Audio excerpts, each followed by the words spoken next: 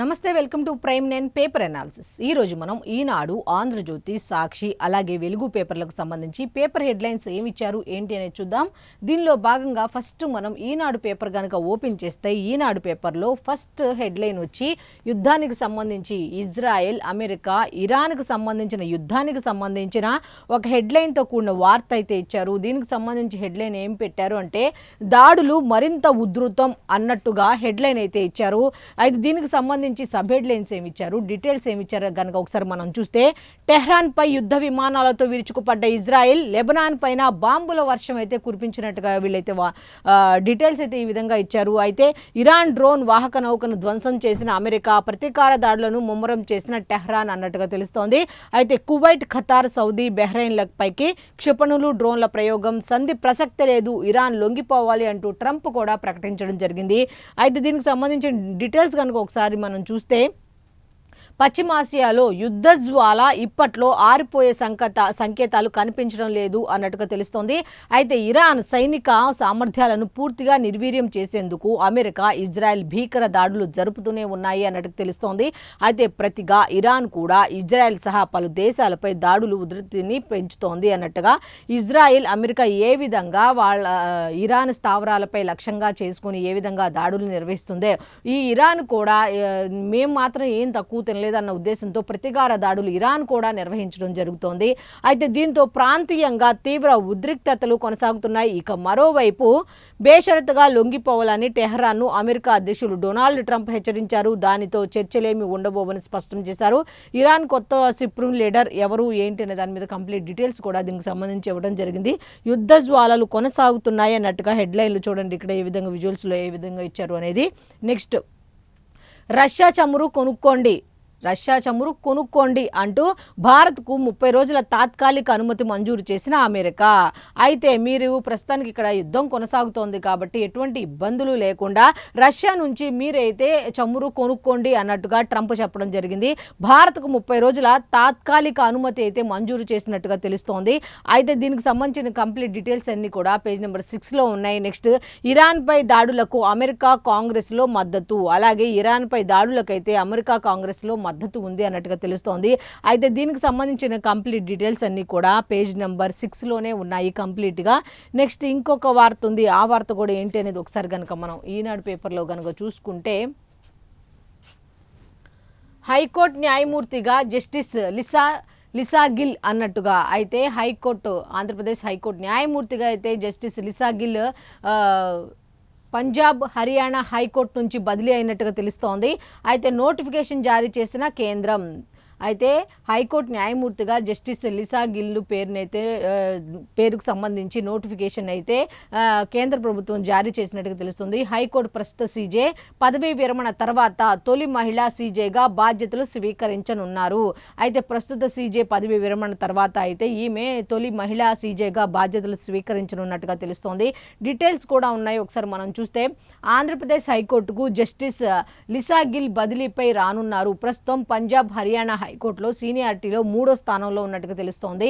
అయితే ఆమెను ఏపీ హైకోర్టుకు బదిలీ చేసే నిర్ణయానికి రాష్ట్రపతి ముర్ము ఆమోద ముద్ర అయితే వేశారు అన్నట్టుగా తెలుస్తోంది.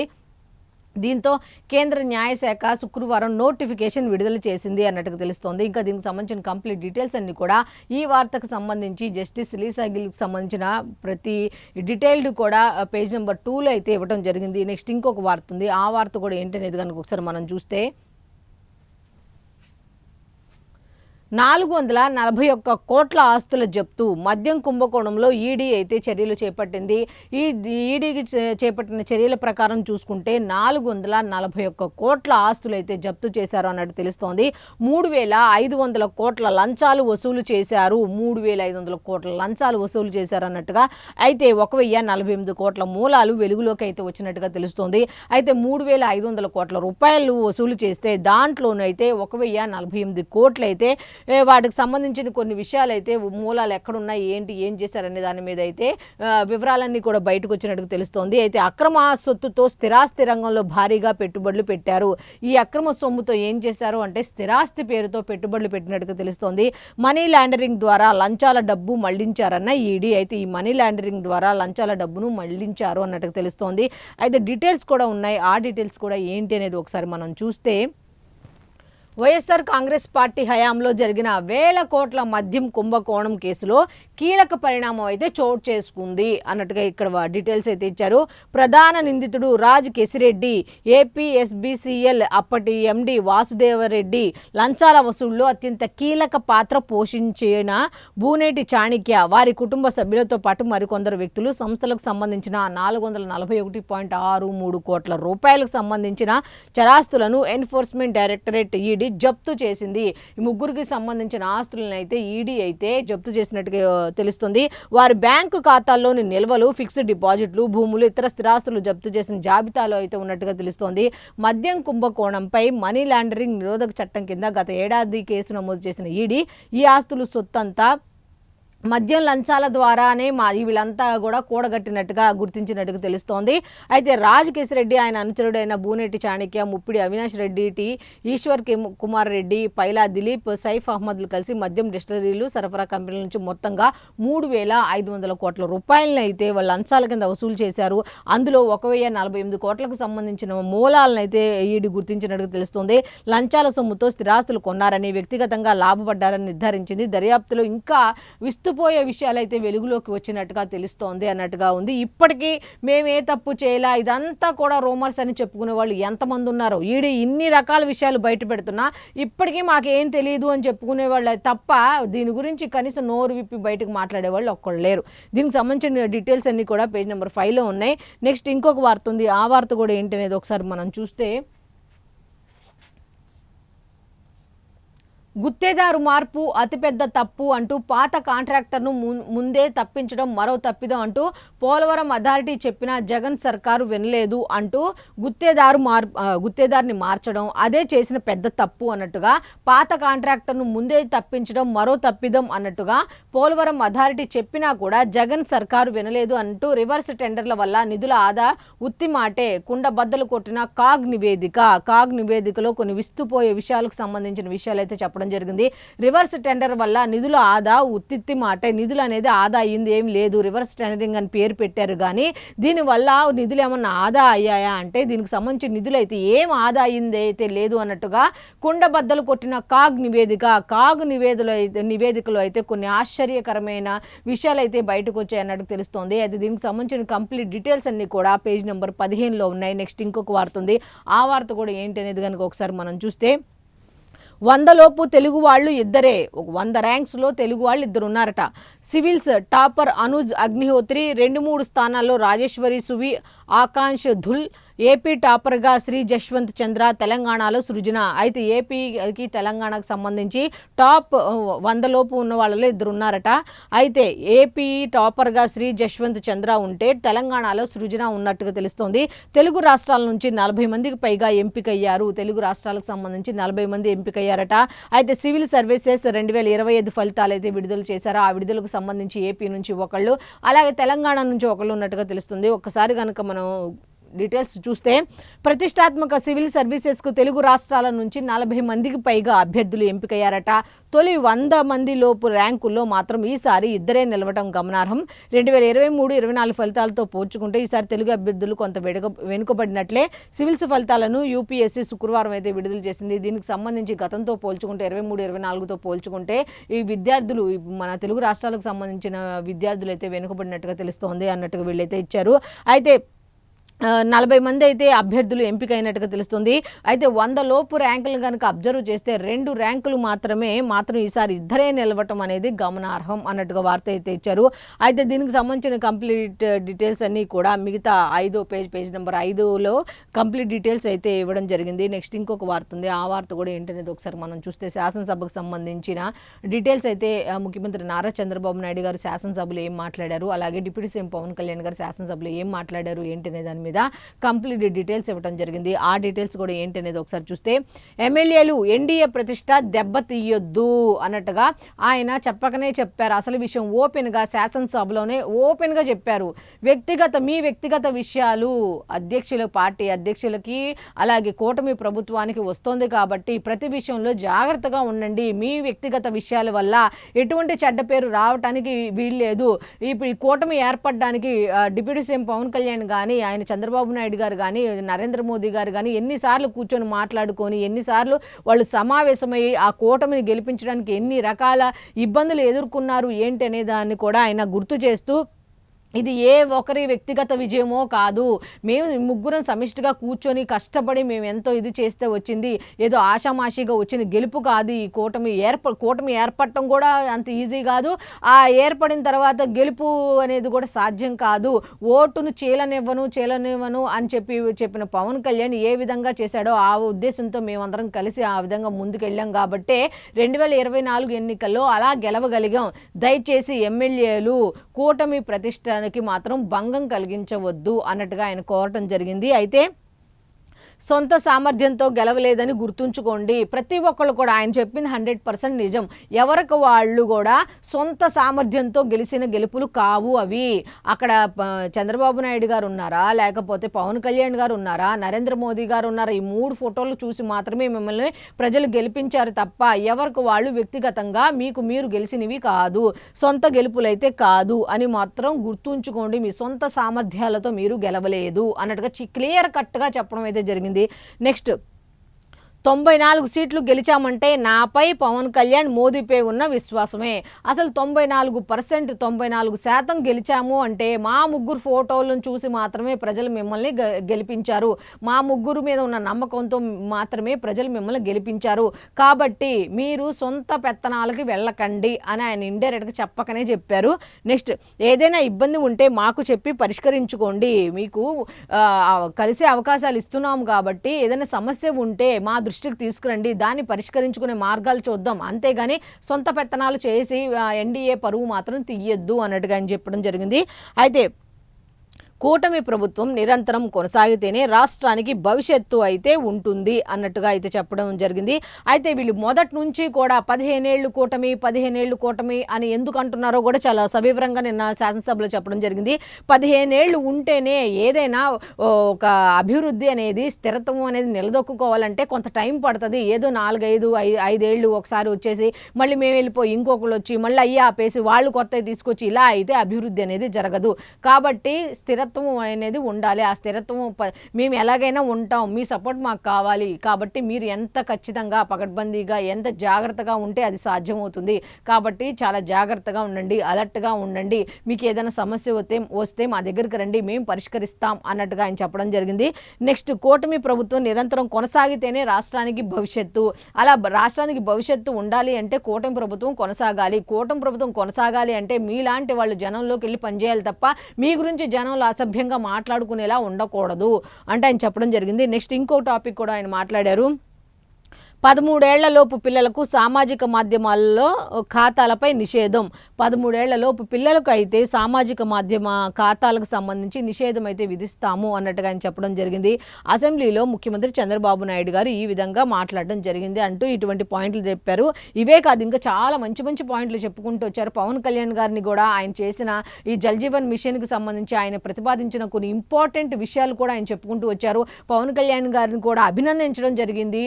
ఈ విధంగా జల్ జీవన్ మిషన్ ద్వారా ప్రజలకి ఏ విధంగా వాటర్ ఇస్తే ఏ విధంగా ఉపయోగం అవుతుంది, వాళ్ళ ఆలోచన ఏంటి, వీళ్ళ ఆలోచన ఏంటి, ఏ విధంగా ముందుకెళ్ళాలి ఏంటి అనే దాని మీద అసలు చంద్రబాబు నాయుడు గారినే అపరచాణిక్యుడు రాజకీయాల్లో అని అంటారు. మళ్ళీ అటువంటి అపరచాణిక్యుడికి కూడా సలహాలు ఇస్తే ఆ సలహాలు ఆయన తీసుకోవటం, మామూలుగా అయితే ఇతనేంటి నాకు ఇచ్చేది, నిన్న కాక మొన్న వచ్చాడు రాజకీయాలు అని అనుకోకుండా చంద్రబాబు నాయుడు గారి మంచితనం గొప్పతనం ఇక్కడ తెలుసుకోవచ్చు.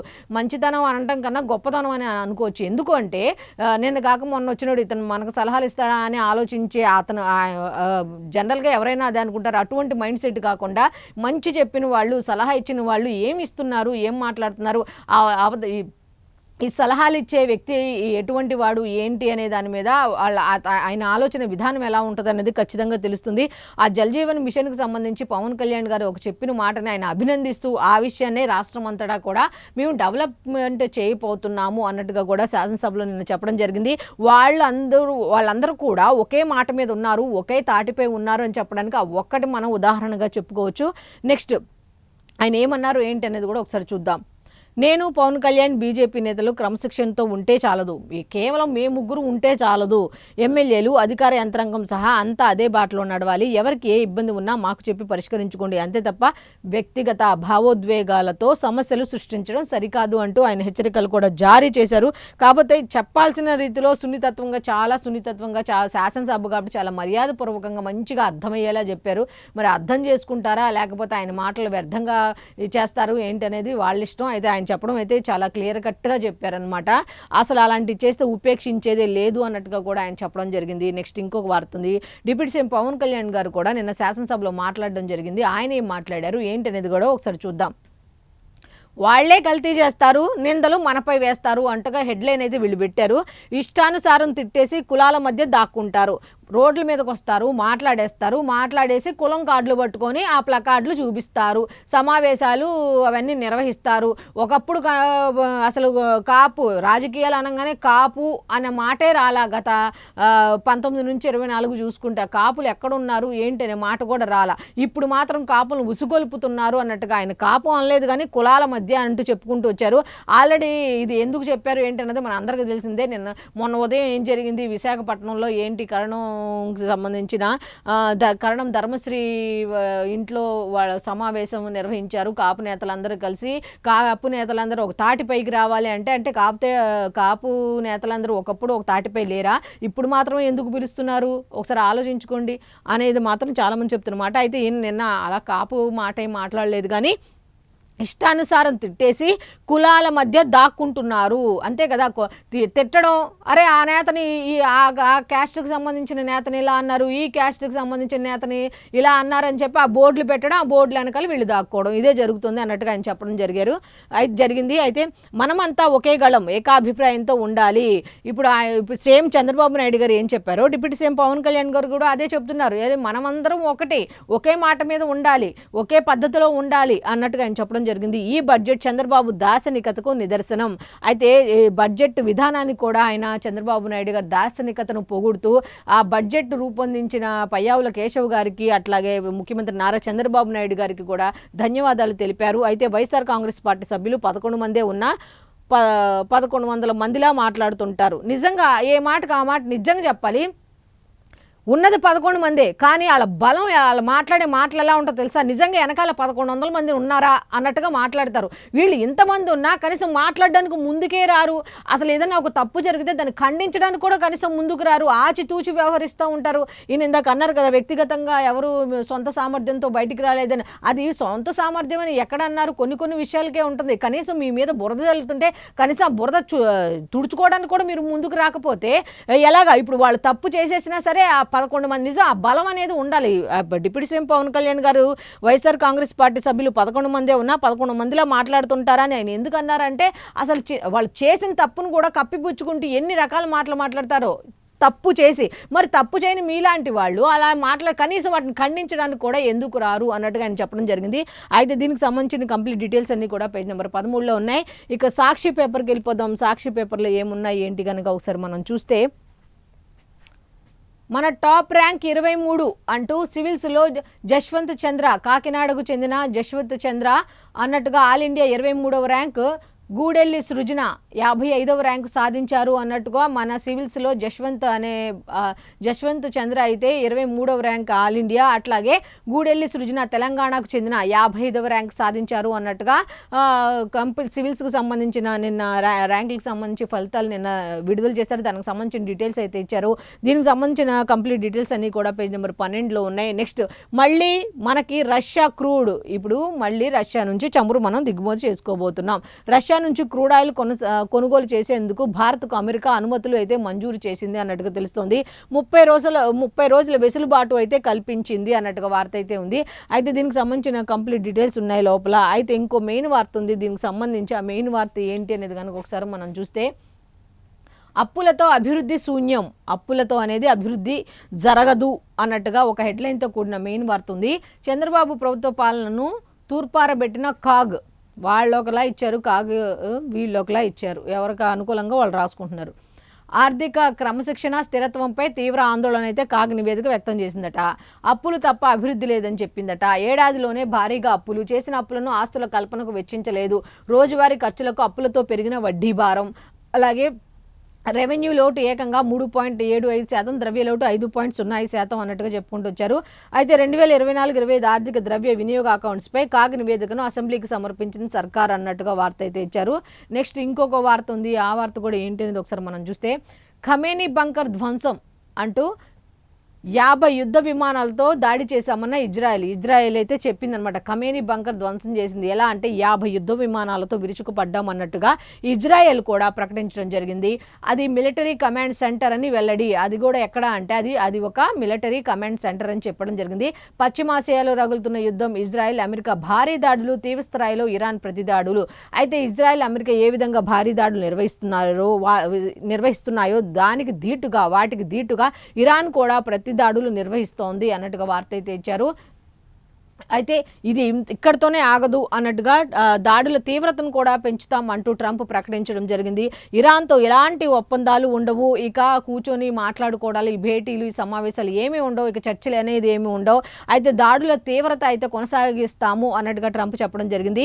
అయితే ఎలాంటి ఒప్పందాలు మేము కుదుర్చుకోదలుచుకోలేదు అన్నట్టుగా చెప్పడం జరిగింది. బేషరతుగా లొంగిపోవాల్సిందేనన్న ట్రంప్. అసలు నెక్స్ట్ ఆలోచన ఏమీ లేదు, లొంగిపోవాల్సిందే అన్నట్టుగా చెప్పడం జరిగింది. తగ్గేదే లేదు, భూతల దాడులకు సిద్ధం. అయితే మీరు ఎన్ని చేసినా సరే మేము మాత్రం లొంగం, మేము తగ్గం, భూతల దాడులకు సైతం మేము సిద్ధంగా ఉన్నామంటూ ఇరాన్ కూడా ధీటుగా సమాధానం ఇచ్చినట్టుగా తెలుస్తుంది. మొత్తానికైతే ఈ యుద్ధం అనేది ఇంకా కొనసాగే ఉంది, దాని తీవ్రత ఇంకా పెరిగే అవకాశం ఉన్నట్టుగా తెలుస్తోంది. అయితే దీనికి సంబంధించిన కంప్లీట్ డీటెయిల్స్ అన్ని కూడా పేజ్ నెంబర్ 6లో ఉన్నాయి. నెక్స్ట్ ఇంకొక వార్త ఉంది. ఆ వార్త కూడా ఏంటి ఒకసారి చూస్తే, హైకోర్టు న్యాయమూర్తిగా జస్టిస్ లీసా గిల్ అంటూ ఒక హెడ్లైన్తో కూడిన వార్త అయితే ఉంది. రాష్ట్రపతి అయితే ఆమోద ముద్ర వేశారు. కేంద్రం అయితే నిన్న నోటిఫికేషన్ విడుదల చేసింది అన్నట్టుగా ఇచ్చారు. అయితే వచ్చే వారం ప్రమాణ స్వీకారం. ప్రస్తుత సీజే ఠాకూర్ పదవి విరమణ తర్వాత సీజేగా ఈవిడ నియామకం అయితే జరుగుతుంది అన్నట్టుగా ఇచ్చారు.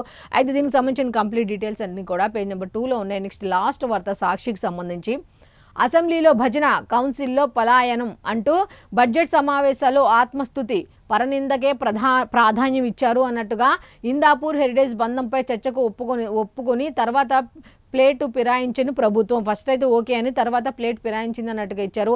ఆర్థిక మంత్రి సభను తప్పుదోవ పట్టించారని ప్రకటించిన చైర్మన్ ఇందాపూర్తో హెరిటేజ్ లింకులపై సమాధానం చెప్పలేక డైవర్షన్ చేశారు అన్నట్టుగా. చర్చ జరగకుండా డైవర్ట్ చేసే డ్యూటీ తీసుకున్న అచ్చెన్నాయుడు.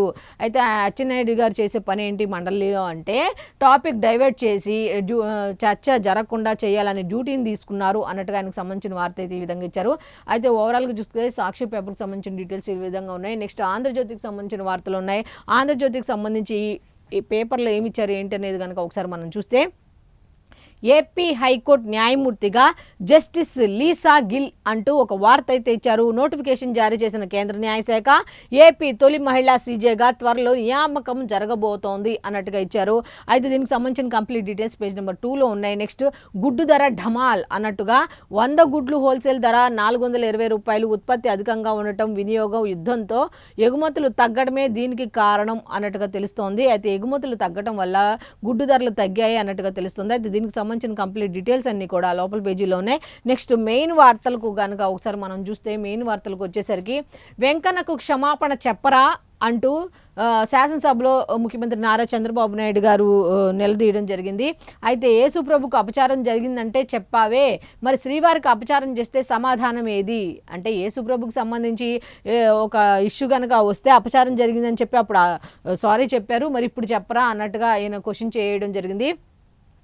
13 ఏళ్లలోపు వారికి సోషల్ మీడియా నిషేధం అంటూ ఈ అంశానికి సంబంధించి కూడా ఆయన శాసనసభలో ప్రస్తావించడం జరిగింది. 90 రోజుల్లో చట్టం తీసుకొస్తాం, అసెంబ్లీలో చంద్రబాబు ప్రకటన. కర్ణాటకలోనూ బ్యాన్ చేస్తామన్న సిద్ధరామయ్య. ఇప్పటికే 16 ఏళ్లలోపు వారికి ఆస్ట్రేలియాలో నిషేధం చేశారు. అలాగే కర్ణాటకలో కూడా చేయబోతున్నట్టుగా ఆయన ప్రకటించారు సిద్ధరామయ్య. అట్లా ఇప్పుడు చంద్రబాబు నాయుడు గారు కూడా అదే మాట మీద ఉన్నారు. అయితే దీనికి సంబంధించిన డీటెయిల్స్ అన్ని లోపల పేజీలో ఉంటాయి, ఇంకా ఉన్నాయి. అవి ఏమన్నారు ఏంటి ఒకసారి మనం చూస్తే, ఆర్థిక క్రమశిక్షణ ఏది అంటూ రాష్ట్రాన్ని రాష్ట్రానికి ఆర్థిక స్థిరత్వం లేదు. 2024-25 ఆర్థిక సంవత్సరంపై కాగ్ నివేదిక అయితే ఇచ్చినట్టుగా తెలుస్తుంది.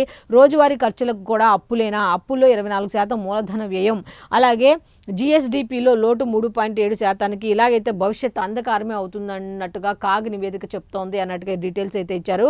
కంప్లీట్ డీటెయిల్స్ పేజ్ నెంబర్ 3లో ఉన్నాయి. నెక్స్ట్, బెంచీలు కొన్నారు అంటూ పిల్లలు నేలపైనే కూర్చున్నారు, ప్రమాణాల కంటే తక్కువ స్థాయి ఫ్యాన్లు పెట్టారు, నామినేషన్ విధానంలో ఎస్టీఎంఎస్ కాంట్రాక్టు, జగన్ నాడు నేడుపై కాగ్ నివేదిక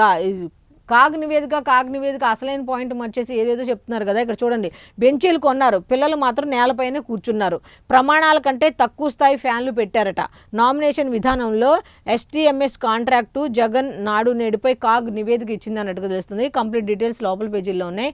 నెక్స్ట్ ఇక లాస్ట్ వార్త, దీనికి సంబంధించింది కనుక ఒకసారి ఆంధ్రజ్యోతికి సంబంధించి లాస్ట్ వార్త ఒకసారి చూస్తే, కూటమి విచ్ఛిన్నానికి కుట్ర, కూటమిని సపరేట్ చేయాలి, గెలుపు కావాలి అంటే కూటమి విడిపోవాలి అనే దానికి కుట్ర జరుగుతోంది అంటూ డిప్యూటీ సీఎం పవన్ కళ్యాణ్ గారు నిన్న శాసనసభలో చెప్పడం జరిగింది. 11 మందే ఉన్నా 1100 మంది ఉన్నట్లు మాట్లాడుతున్నారు అంటూ పవన్ కళ్యాణ్ గారు చెప్పడం జరిగింది. వాళ్లే కల్తీ చేస్తారు, వాళ్లే బూతులు తిడతారు, ఇష్టం వచ్చినట్లుగా తిట్టేసి కులాల వెనుక దాక్కుంటున్నారు. సుస్థిర అభివృద్ధి కోసం కూటమి 15 ఏళ్ల అధికారంలో ఉండాలి, గొడవలు లేకుండా బలంగా ఉండాలి, ప్రజల ఆకాంక్షలకు ప్రతిరూపం ఈ బడ్జెట్ చర్చలో డిప్యూటీ సీఎం వ్యాఖ్యలు, పయ్యావుల లోకేష్కు ప్రశంసలు అన్నట్టుగా వార్త అయితే ఇచ్చారు. అయితే దీనికి సంబంధించిన కంప్లీట్ డీటెయిల్స్ కూడా పేజ్ నెంబర్ 13లో ఉన్నాయి. నెక్స్ట్, 15 రోజులు 72 గంటలు అన్నట్టుగా ముగిసిన అసెంబ్లీ బడ్జెట్ సమావేశాలు, ఉభయ సభలు నిరవధిక వాయిదా, శాసనసభలో 18 బిల్లులకు ఆమోదం తెలిపారు. కల్తీ నెయ్యి చుట్టినే తిరిగిన మండలి, ఇక మండలిలోకి చెప్పుకోవాల్సిన అవసరం లేదు, ఆ కల్తీ నెయ్యి చుట్టే టాపిక్ అంతా కూడా తిరుగుతూ ఉంది. అయితే ఓవరాల్గా చూస్తే 15 రోజుల పాటు 72 గంటల పాటు సభలో అయితే జరిగినట్టుగా తెలుస్తోంది. అయితే దీనికి సంబంధించిన కంప్లీట్ డీటెయిల్స్ అన్నీ కూడా పేజ్ నెంబర్ 2లో ఉన్నాయి. మొత్తానికి ఆంధ్రజ్యోతికి సంబంధించిన డీటెయిల్స్ ఇలా ఉన్నాయి. నెక్స్ట్, వెలుగు పేపర్కి వెళ్ళిపోదాం. వెలుగు పేపర్కి సంబంధించి ఒకసారి కనుక వార్తలు ఏమున్నాయి ఒకసారి మనం చూస్తే, ఫస్ట్ వార్త సివిల్స్ రిజల్ట్స్ గురించి నిన్న విడుదలయ్యాక దానికి సంబంధించి సివిల్స్లో సత్తా చాటిన తెలంగాణ యూత్ అంటూ హెడ్లైన్తో కూడిన వార్త అయితే ఈ విధంగా ఉంది. సింగరేణి బిడ్డ సృజనకు 55వ ర్యాంక్ అన్నట్టుగా 123వ ర్యాంకుతో మెరిసిన ఓరుగల్లు యువకుడు, నల్గొండ జిల్లా అడిషనల్ కలెక్టర్ అలా వెంకటేష్కు 358వ ర్యాంకు, మేడ్చల్ జిల్లాలో అన్నదమ్ములకు ర్యాంకులు, ఆల్ ఇండియా టాపర్గా అనూజ్ అగ్నిహోత్రి, రాజేశ్వరి సువేకు 2, ఆకాంక్ష్ ధుల్కు 3వ ర్యాంకు అన్నట్టుగా ఎవరెవరికి ఏ ర్యాంక్స్ వచ్చినాయి ఏంటి అనే దాని మీద కంప్లీట్ డీటెయిల్స్ ఇచ్చారు. మిగతా పేజెస్లో కంప్లీట్ డీటెయిల్స్ ఉన్నాయి. నెక్స్ట్, యుద్ధానికి సంబంధించి పెను విధ్వంసం అంటూ హెడ్లైన్తో కూడిన వార్త అయితే ఇచ్చారు. ఇరాన్ మిలిటరీ అకాడమీ భూగర్భ బంకర్లపై అమెరికా, ఇజ్రాయెల్ బాంబు దాడులు నిర్వహించింది అన్నట్టుగా ఇచ్చారు. టెహ్రాన్పై 100 బాంబులతో విరుచుకుపడ్డ అమెరికా, ఇజ్రాయెల్ అంటూ ఇరాన్ బేషరతుగా లొంగిపోవాల్సిందే అంటూ ట్రంప్ కూడా ప్రకటించడం జరిగింది. అయితే అటువంటి భూతల దాడులకైనా మేము సిద్ధంగా ఉన్నాం, కానీ మేమైతే లొంగే ప్రసక్తి లేదంటూ ఇరాన్ కూడా బదులిచ్చినట్టుగా తెలుస్తుంది. నెక్స్ట్, ఇంకొక వార్త ఉంది. ఆ వార్త కూడా ఏంటి ఒకసారి మనం చూస్తే, అభివృద్ధిని అడ్డుకుంటే ఊరుకోం అంటూ ఫామ్ హౌస్ నేతలకు పేదల కష్టాలేం తెలుసు అంటూ సీఎం రేవంత్ రెడ్డి చెప్పినట్టుగా తెలుస్తోంది. ప్రజాపాలన ప్రగతి ప్రణాళిక షురు అంటూ ఒక హెడ్లైన్తో కూడిన వార్త అయితే ఉంది. ఉమ్మడి జిల్లాలో మంత్రులు సన్నాహక సమావేశాలు అయితే నిర్వహించారు. ఆ సమావేశాల్లో హైదరాబాద్లో కార్యక్రమానికి సీఎం రేవంత్ శ్రీకారం చుడతారు అన్నట్టుగా, అభివృద్ధి సంక్షేమం పక్కగా అమలు చేయాలి అన్నట్టుగా అయితే వారి నేతలు మాట్లాడినట్టుగా తెలుస్తుంది. అయితే నెక్స్ట్ ఇంకొక వార్త ఉంది. ఆ వార్త కూడా ఏంటి చూస్తే, ఏపీ కర్ణాటకలో పిల్లలకు సోషల్ మీడియా బ్యాన్, 13 ఏండ్లలోపు వారు వాడకుండా ఏపీలో కూడా నిషేధం అన్నట్టుగా 90 రోజుల్లో అయితే అసెంబ్లీలో చంద్రబాబు నాయుడు గారు ప్రకటించారు. విధానాలు ఖరారు చేస్తామంటూ కూడా చెప్పుకుంటూ వచ్చారు. అయితే దీనికి సంబంధించిన కంప్లీట్ డీటెయిల్స్ అన్ని కూడా లోపల పేజీలో ఉన్నాయి. నెక్స్ట్, 1097 పాయింట్లు పడ్డ సెన్సెక్స్, ఇన్వెస్టర్లకు 3 లక్షల కోట్లు అయితే లాస్ అయింది అన్నట్టుగా తెలుస్తోంది. దీనికి సంబంధించిన డీటెయిల్స్ కూడా లోపల పేజీలో ఉన్నాయి. నెక్స్ట్, బీ ఫార్మసీ గరిష్ట ఫీజు 1.2 లక్షలు. ఇక ఆఖరిగా ఈ వెలుగు పేపర్కి సంబంధించి ఆఖరి వార్తలు ఒక 2-3 ఉన్నాయి, అవి కూడా చూద్దాం ఒకసారి. బీ ఫార్మసీ గరిష్ట ఫీజు 1.21 లక్షలు, ఫార్మా డీకి అత్యధికంగా 1.37 లక్షలు అన్నట్టుగా తెలుస్తోంది. ఇక డీటెయిల్స్ కనుక చూస్తే, నేపాల్లో జెన్జీ నేతకు పట్టం, సార్వత్రిక ఎన్నికల ఫలితాల్లో దూసుకుపోతున్న బాలేంద్ర షా పార్టీ మొత్తం 160 సీట్లకు గాను 94 చోట్ల అంటూ వార్త అయితే ఇచ్చారు. కంప్లీట్ డీటెయిల్స్ లోపల ఉన్నాయి. నెక్స్ట్, మాజీ సైనికులు సమరయోధుల భూములకు క్లియరెన్స్ ఇస్తలే 2.5 ఏళ్లుగా నిలిచిపోయిన ఎన్ఓసీల జారీ అంటూ ఒక వార్త అయితే ఉంది. కంప్లీట్ డీటెయిల్స్ లోపల ఉన్నాయి. ఇక లాస్ట్ వార్త వెలుగు పేపర్కు సంబంధించి లాస్ట్ వార్త ఏమిటి అంటే లొంగుబాటులో 150 మంది మావోయిస్టులు ఉన్నారు అన్నట్టుగా ఎస్ఐబి అదుపులో అగ్రనేతల భద్రతా సిబ్బంది, గెరిల్లా ఆర్మీ, రేపు మీడియా ముందు ప్రవేశపెట్టనున్న పోలీసులు. అయితే వీరిలో గణపతి ఉంటారా లేదా అన్నది ఖచ్చితంగా తెలియదు. దీని మీద క్లారిటీ అయితే లేదు అన్నట్టుగా తెలుస్తుంది. అయితే దీనికి సంబంధించి వెలుగు పేపర్కి సంబంధించి ఈ విధంగా డీటెయిల్స్ ఉన్నాయి. సో ఇప్పటి వరకు మనం ఈనాడు, ఆంధ్రజ్యోతి, సాక్షి, వెలుగు పేపర్లకు సంబంధించి పేపర్ హెడ్లైన్స్ ఏమి ఇచ్చారు ఏంటి అనేది చూసాం కదా. ఇది ఈనాటి పేపర్ ఎనాలిసిస్. మళ్ళీ రేపటి ఎనాలిసిస్లో కలుద్దాం. అంతవరకు సెలవు. నమస్కారం.